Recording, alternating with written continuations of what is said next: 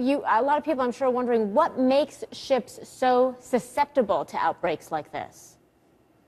What happens is that some passengers may actually bring the virus, if that's what the cause is, onto the ship.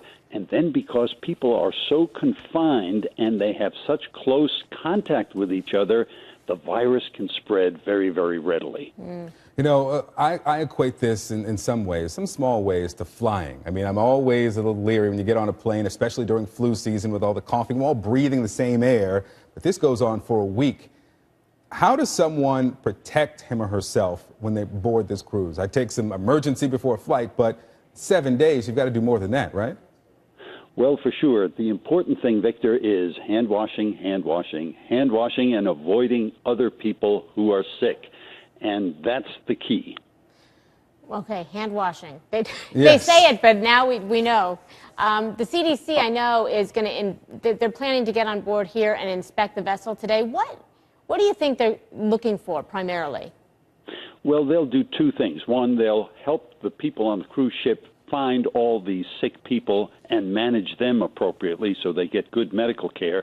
And then they will perform an investigation to, number one, pin down the actual cause and make sure it's not another kind of gastrointestinal illness that might have been spread by the food, for example.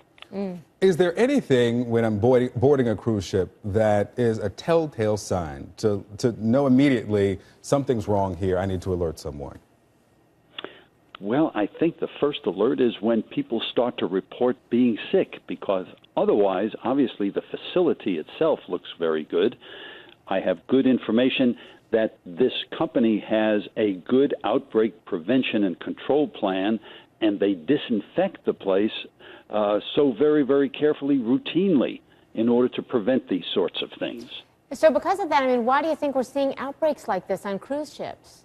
Because this is a very common virus in the winter, and on the first day or so that you're infected, you still are not very sick, so you decide to go on this cruise anyway, and then you're the source. That is, one of the passengers or more of the passengers are the source of this virus to others when all the passengers are so very closely confined.